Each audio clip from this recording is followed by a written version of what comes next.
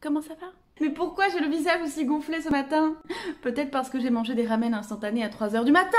Voilà, vous avez compris, aujourd'hui on se retrouve dans un What I Eat in a Day. Retour à une norme pour ma santé, parce que depuis que je suis ici en Thaïlande, je mange n'importe quoi, n'importe quand. Et c'est pas manque de bonne volonté, hein. J'essaye vraiment de manger au mieux, mais déjà j'essaye de manger vegan. Alors bon, hein, c'est quand même parfois un défi, c'est quand même facile, mais en même temps ça demande du travail quoi. En gros je peux pas manger n'importe où quoi, c'est ça que je veux dire. Vous avez compris, je vous retrouve aujourd'hui pour une journée dans mon assiette à Bangkok. Donc là je suis arrivée dans un appartement enfin, après 1 mois et demi de voyage. À séjourner dans des auberges de jeunesse, à faire du volontariat, à dormir dans des familles thaïlandaises, etc.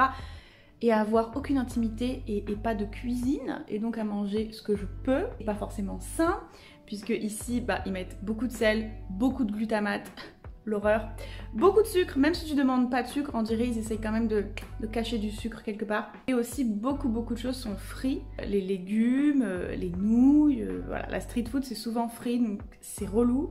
Manger frit c'est bien évidemment pas bon pour la santé. Donc là je suis trop contente de me retrouver dans cet appartement qui a une cuisine, donc je vais pouvoir un peu me remettre sur le droit chemin. Et je vais essayer de vous montrer ça aujourd'hui. Mais je me suis couchée tard et donc je me suis levée tard. Donc j'ai zappé le petit déjeuner, donc jeûne intermittent. Je fais assez souvent ça depuis que je suis en Thaïlande, puisqu'il fait très chaud. Genre le ressenti c'est 40 degrés et on est souvent proche de 40 degrés au niveau de la vraie température. Et donc le matin, j'ai pas très faim. Je mange pas le matin, ou le truc que je fais si je mange, c'est prendre un smoothie ou prendre un shake de fruits. En street food dans la rue, ou alors un petit café au 7-Eleven, ça c'est vraiment mon truc. Aller au 7-Eleven, commander mon café, ils savent exactement ce que je prends à chaque fois, c'est trop marrant. Donc voilà, mais là je pense que je vais directement foncer, rejoindre mon ami, on va déjeuner ensemble dans un restaurant vegan, donc je suis trop contente. Peut-être je vais prendre un café sur le chemin, je sais pas, non vaut mieux pas, je suis quand même hyper excitée. Je vais vous montrer avant de partir un petit peu mon appart, mon balcon, ma cuisine. Le balcon. J'aime bien parce que c'est hyper urbain, mais il y a quand même beaucoup de végétation, je trouve ça trop mignon. Et genre là, on voit le Golden Mount.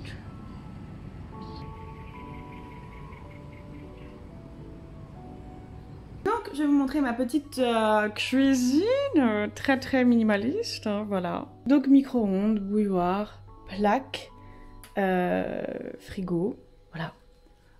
La base de la base, mais j'ai une plaque, j'ai des ustensiles de cuisine, donc on va essayer de cuisiner.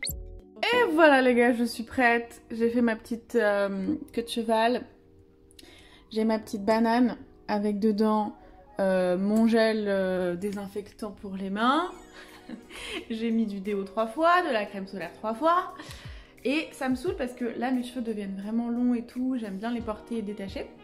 Mais c'est pas possible parce qu'il fait trop chaud. Et que après, ici ça colle et ça fait trop moche. Et après mes cheveux ils sont gras. Et après j'ai l'air d'un rat et genre je peux pas. Bref, pourquoi je parle de mes cheveux comme ça, je sais pas. Donc on est parti pour le restaurant Ethos, où je vais rejoindre mon ami Krishna. Et j'ai vu que c'était à 15 minutes à pied de mon nouvel appartement. Donc voilà, un petit cardio de la mort. On va essayer d'éviter le coronavirus. Et on va marcher ensemble jusqu'au restaurant. Yeah! There's not much to do when all I can is thinking about you.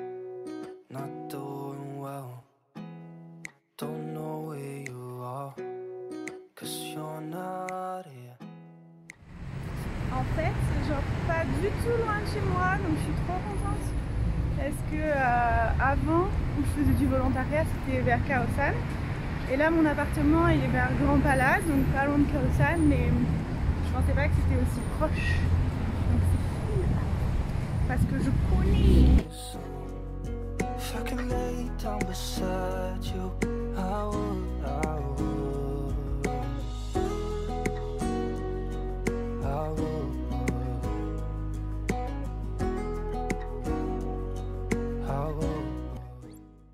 Voilà, rentrée du resto, c'était super sympa. Mais alors en fait, donc je suis déjà allée plusieurs fois dans ce restaurant qui est un restaurant vegan avec option sans gluten, donc c'est cool. Plutôt pas cher, enfin ça va, avec une petite ambiance. De toute façon, je vais vous faire une vidéo sur les meilleurs restaurants vegan de Bangkok. Donc je parlerai plus de ce restaurant dans cette vidéo. Mais donc les autres fois où je suis allée dans ce restaurant, j'ai toujours mangé thaïlandais. Parce que j'adore la bouffe thaïlandaise, je suis trop fan et parce que je suis en Thaïlande, donc voilà. Ça fait 6 semaines que je suis là, mais j'en ai toujours pas eu marre de manger thaïlandais uniquement. Et cambodgien quand j'étais au Cambodge. Et peut-être une fois j'ai mangé indien, une fois ou deux.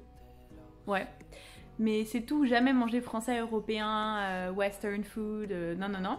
Mais aujourd'hui, voilà, j'entame ma 7e semaine et j'étais en mode, bon franchement, je mangerais bien un plat de pâtes là. Je mangerais bien un truc français, un burger, des lasagnes, un truc européen quoi. J'ai grave hésité à entreprendre un truc thaïlandais que j'adore, un riz frit à l'ananas. D'ailleurs j'ai fait cette recette là sur ma chaîne si vous voulez la voir. Et au dernier moment j'ai fait non non non, j'ai vraiment envie de manger un truc, ça fait 6 semaines que j'ai rien mangé d'autre que thaïlandais. On va prendre un plat de spaghetti à la sauce à la crème vegan, aux champignons et aux épinards. Donc ça a l'air trop bon. Et en fait, c'était bof. C'était assez fade et assez... Enfin, les pâtes étaient bio, donc ça c'est cool. Et sans gluten. Mais c'était plutôt fade, hein. C'était moyen. Donc je suis pas... Bon, je suis pas déçue, mais je suis pas super contente non plus. Mais bon, j'ai passé un bon moment à déjeuner avec mon ami. Et là, je suis rentrée chez moi. Laissez tomber, il fait tellement chaud là, à 15h, il fait mais... Mon Dieu, le ressenti c'est 50 quoi. Donc je vais rester un peu chez moi, je vais ranger en fait tout simplement mes vêtements, enfin je vais ouvrir ma valise et installer mes affaires et créer de l'ordre un petit peu parce que j'ai pas fait ça quand je suis arrivée hier. Alors d'habitude je prends des cafés ou des bubble tea à l'extérieur parce qu'en Thaïlande il n'y a que ça, des stands de street food, de cafés, des coffee shops, des bubble tea, il n'y a que ça. Mais du coup c'est vrai que déjà un c'est pas économique, mais deux maintenant que j'ai un appartement je peux me faire du café. Donc du coup je me suis dit comme ça je vais réduire mon impact en plastique parce que ici le plastique c'est vraiment une catastrophe, même s'ils commencent à essayer, et ça c'est super cool, d'interdire tout un tas de trucs en plastique et de proposer des alternatives écologiques. On n'y est pas encore, mais c'est normal, c'est pas l'Europe, c'est pas la même chose, c'est pas la même situation. Et du coup je me suis dit bon moi je vais acheter du café instantané puisque j'ai une bouilloire ici. J'en ai trouvé un, mais je vais vous montrer le problème, vous allez comprendre. Donc j'ai trouvé ça. Donc c'est de l'expresso, vous savez, en petit sachet quoi, instantané. 3 en 1. Qu'est-ce que ça veut dire 3 en 1? Parce qu'ici, il n'y a pas juste du café, hein. Non, c'est forcément un milliard de trucs dedans. Et il y a du creamer, donc du lait, alors non-dairy, donc ça c'est cool, parce que du coup c'est vegan. Mais j'avais pas vu, et alors ça c'est vraiment choquant, le pourcentage de sucre. 42%. On est sur 17% de café et 42% de sucre. Mais putain, ça c'est toute la Thaïlande ça.